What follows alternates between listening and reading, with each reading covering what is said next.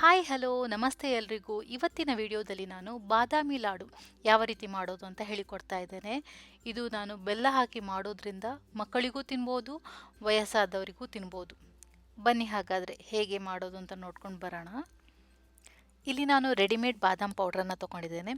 ನಿಮ್ಮ ಹತ್ರ ಒಂದು ವೇಳೆ ಬಾದಾಮ್ ಪೌಡ್ರ್ ಇಲ್ಲ ಅಂತಾದರೆ ಬಾದಾಮನ್ನು ಸ್ವಲ್ಪ ಬಿಸಿ ಮಾಡಿಕೊಂಡು ಅದನ್ನು ಮಿಕ್ಸರಿಗೆ ಹಾಕಿ ಪೌಡ್ರ್ ಮಾಡ್ಕೊಳ್ಳಿ. 2 ಕಪ್ ಬಾದಾಮ್ ಪೌಡ್ರನ್ನು ಪ್ಯಾನಿಗೆ ಹಾಕಿ ಅದನ್ನು ಸ್ವಲ್ಪ ಡ್ರೈ ರೋಸ್ಟ್ ಮಾಡ್ಕೊಳ್ಳೋಣ.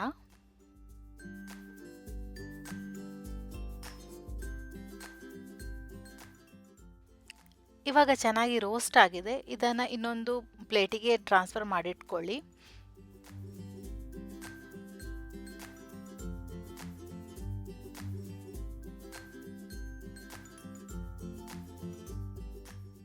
ಅದೇ ಬನಾಲೆಗೆ 2ರಿಂದ 3 ಟೇಬಲ್ ಸ್ಪೂನ್ ಆಗುವಷ್ಟು ತುಪ್ಪವನ್ನು ತೆಗೆದುಕೊಂಡು, ತುಪ್ಪ ಸ್ವಲ್ಪ ಬಿಸಿ ಆದ ನಂತರ ನಿಮಗೆ ಬೇಕಾದ ಡ್ರೈ ಫ್ರೂಟ್ಸ್, ನಾನಿಲ್ಲಿ ಬಾದಾಮ್ ಕ್ಯಾಶು ತೊಗೊಂಡಿದ್ದೇನೆ. ನಿಮಗೆ ಬೇಕಾದರೆ ಒಣ ದ್ರಾಕ್ಷಿನೂ ತೊಗೊಳ್ಬೋದು.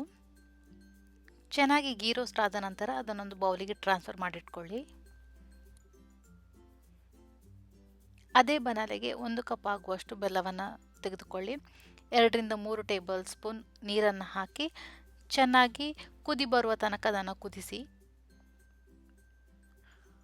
ಬೆಲ್ಲ ತುಂಬ ಗಟ್ಟಿ ಆಗುವುದೇನು ಬೇಡ, ಬರೀ ಗುಳ್ಳೆ ಬಂದರೆ ಸಾಕು. ಈ ರೀತಿಯಾಗಿ ಗುಳ್ಳೆ ಬಂದ ನಂತರ ಗ್ಯಾಸನ್ನು ಆಫ್ ಮಾಡಿ ಡ್ರೈ ರೋಸ್ಟ್ ಮಾಡಿದಂತಹ ಬಾದಾಮ್ ಫ್ಲೋರನ್ನು ಇದಕ್ಕೆ ಹಾಕಿ ಚೆನ್ನಾಗಿ ಮಿಕ್ಸ್ ಮಾಡಿ.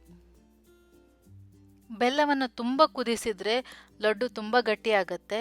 ಆದ ಕಾರಣ ಗುಳ್ಳೆ ಬಂದ ಕೂಡಲೇ ಗ್ಯಾಸನ್ನು ಆಫ್ ಮಾಡಿ ಈ ಮಿಶ್ರಣವನ್ನು ಹಾಕಿ ಅದಕ್ಕೆ ಚೆನ್ನಾಗಿ ಮಿಕ್ಸ್ ಆದ ನಂತರ ಏಲಕ್ಕಿ ಪೌಡರ್ ಮತ್ತು ಗೀ ರೋಸ್ಟ್ ಮಾಡಿದಂತಹ ಡ್ರೈ ಫ್ರೂಟ್ಸನ್ನು ಹಾಕಿ ಒಂದು ಸಲ ಮಿಕ್ಸ್ ಮಾಡಿ ಲಡ್ಡು ಮಾಡಲಿಕ್ಕೆ ಸ್ಟಾರ್ಟ್ ಮಾಡಿ. ಈ ಲಡ್ಡು ತುಂಬಾ ರುಚಿಯಾಗಿರುತ್ತೆ. ಇದನ್ನು ಸಾಧಾರಣ 5ರಿಂದ 7 ದಿನಗಳ ಕಾಲ ಏರ್ಟೈಟ್ ಕಂಟೈನರಲ್ಲಿ ಹಾಕಿಡ್ಬೋದು. ಈ ಮೆಷರ್ಮೆಂಟಲ್ಲಿ ಸಾಧಾರಣ 20ರಿಂದ 22 ಲಡ್ಡುಗಳನ್ನು ಮಾಡ್ಬೋದು. ಕೈಗೆ ಸ್ವಲ್ಪ ತುಪ್ಪವನ್ನು ಸವರಿ ಲಡ್ಡು ಮಾಡಿ. ಈ ವಿಡಿಯೋ ಇಷ್ಟವಾದರೆ ಲೈಕ್ ಮಾಡಿ, ಶೇರ್ ಮಾಡಿ, ಸಬ್ಸ್ಕ್ರೈಬ್ ಮಾಡಿ. ಮುಂದಿನ ವಿಡಿಯೋದೊಂದಿಗೆ ಮತ್ತೆ ಭೇಟಿಯಾಗುತ್ತೇನೆ. ನಮಸ್ಕಾರ. Until then, take care. Bye bye.